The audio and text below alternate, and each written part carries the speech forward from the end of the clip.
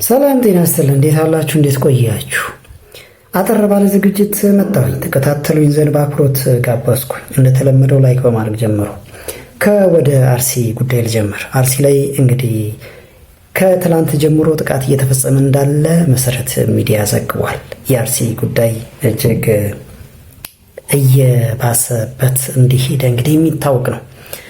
እንግዲህ እንደ ዘገባው ከሆነ በምስራቅ አርሲ ዞን አሶቆ ወረዳ በተለያዩ ቀበሌዎች ከትላንት ጠዋት ጀምሮ ከፍተኛ ጥቃትና አለመረጋጋት መከሰቱን የአካባቢው ነዋሪዎችና የዓይን እማኞች ገለጹ ይላል። እንደ ዘገባው ከሆነ ከሳምንታት በፊት በአካባቢ በደረሰ ጥቃት ሳቢያ የሚዲያ ትኩረት ተሰጥቶት የነበረ ቢሆንም ትላንት ጠዋት 3 ሰዓት አካባቢ ጀምሮ በነዋሪዎች ላይ አዲስ የተቀናጀ ጥቃት መከፈቱ ታውቋል ይላል።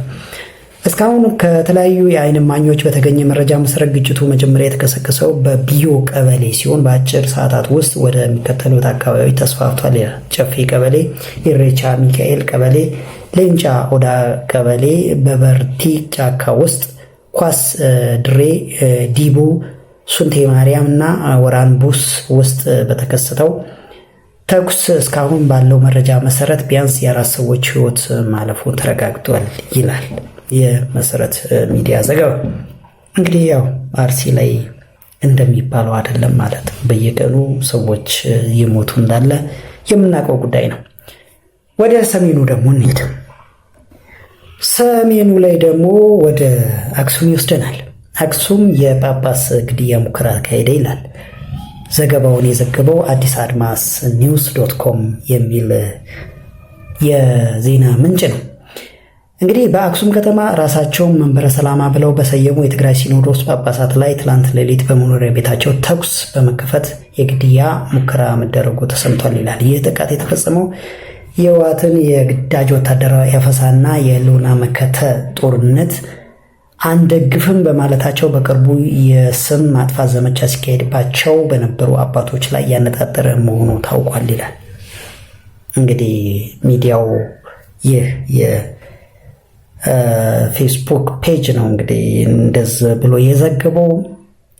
በትክክል የተረጋገጠ መረጃ ግን የለም።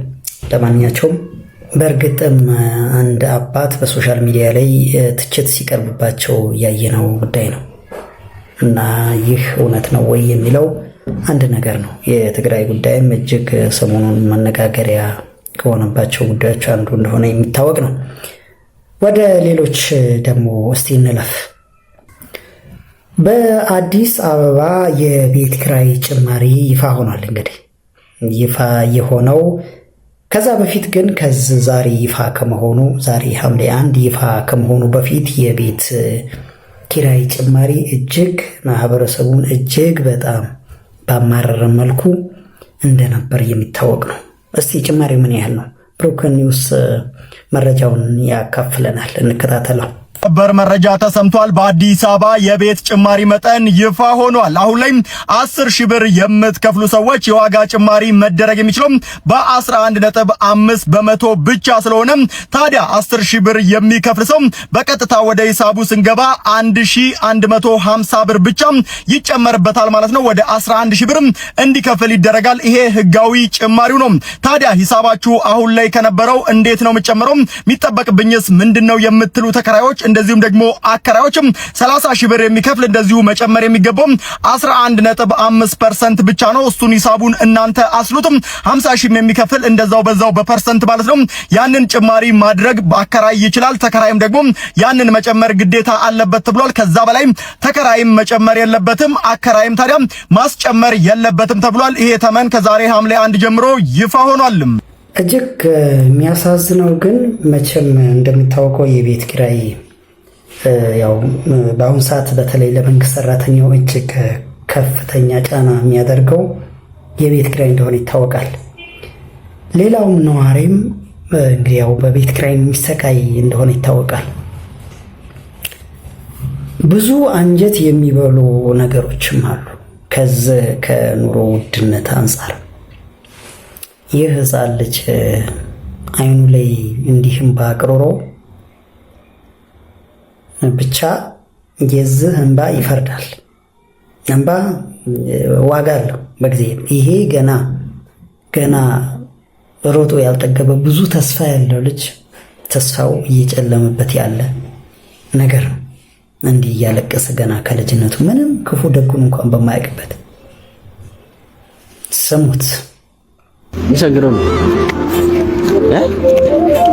የበክራ የት ነው የምትኖረው? የት ነው የምትኖረው? 23 የት ነው? አውቀህ ከሆነስ ማርያምን ማዘርስ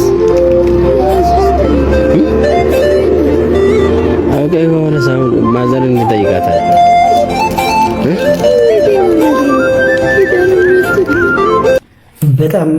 በጣም የብዙዎች ነው ይሄ ልጅ። የዚህ ልጅ እንባ የብዙዎች እንባ ነው። የብዙዎች ህፃናት እንባ፣ የብዙዎች ቃላት አንዳንድ ጊዜ ያጥራል። ለማንኛቸውም እንግዲህ ይህ የሚያባላን ነገር አንድም ጽንፍ የወጣ ዘረኝነት ነው። ዘረኝነቱ ደግሞ በአሜሪካኖቹም አለ። ይህ ደግሞ ይህ ወጣት ይህ ጥቁር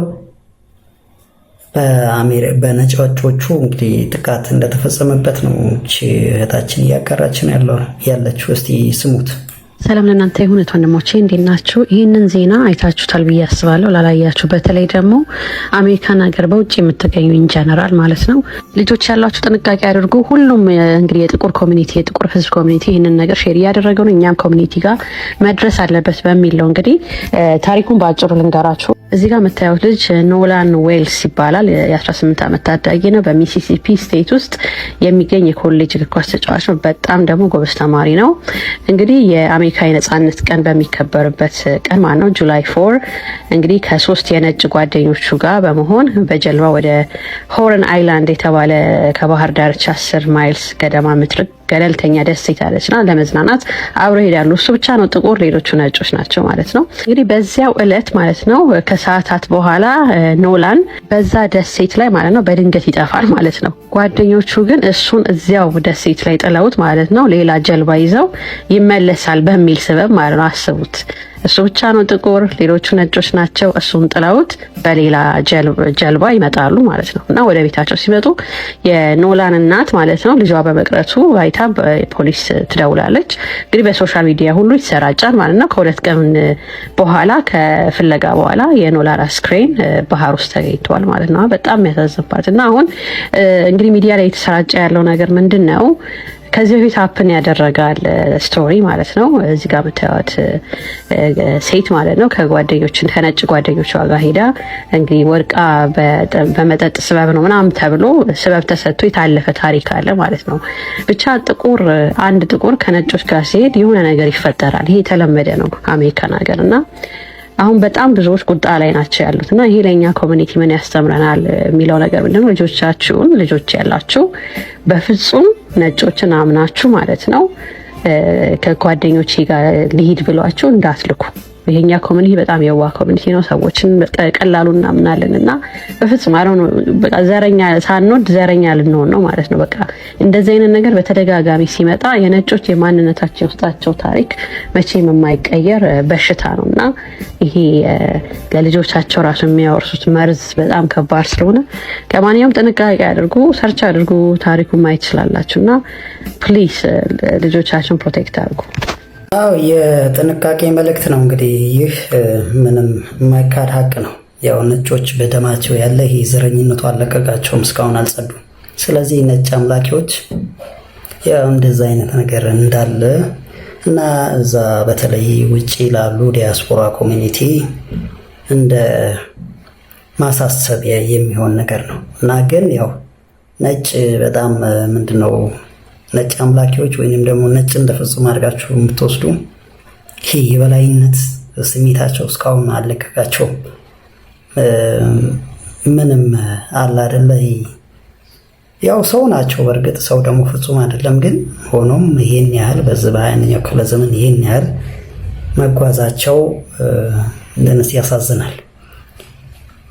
እስቲ ደግሞ እዚህ ጋር የነ ሴዶን ድራማን የኔ ድራማ ነው የሚመስለኝ ባይዘው ይሄ ምንድነው እሱ ድብድብ ረሃብ በማይንገላታት ሀገር ውስጥ ድብድብ እንግዲህ ድራማ ነው ለኔ።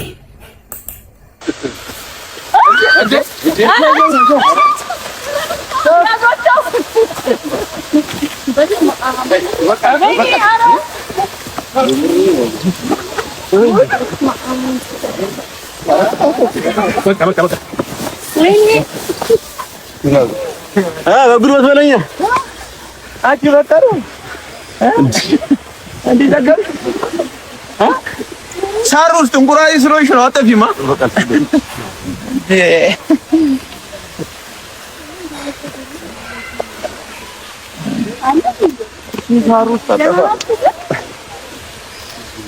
አንቺ ሳር ውስጥ አጠፊማ በጉልበት ነው ፈንታሽ ነክባለሁ ምንድነው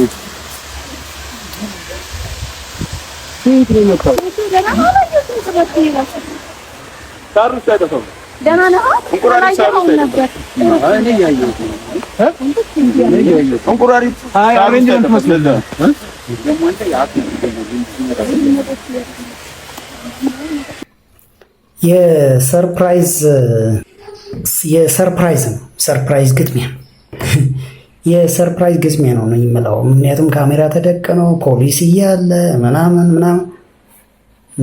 እንዲህ አይነት ነገር ያው ድራማ ነው ኦፍ ኮርስ፣ ግን ያው ያዝናናል ለጊዜው ብቻ። ያው ሚዲያ ላይ ዋለ ዛሬ። ወደዚህ ጭፈራስ እንሂድ። ጭፈራውን እየገረመኝ መልእክቱ ነው። ቋርታቸው፣ ድግምታቸው፣ ጥንቆላቸው፣ አስማታቸው፣ ሐሜታቸው፣ ክፋታቸው፣ ወሬያቸው አይሰራም በኔ ላይ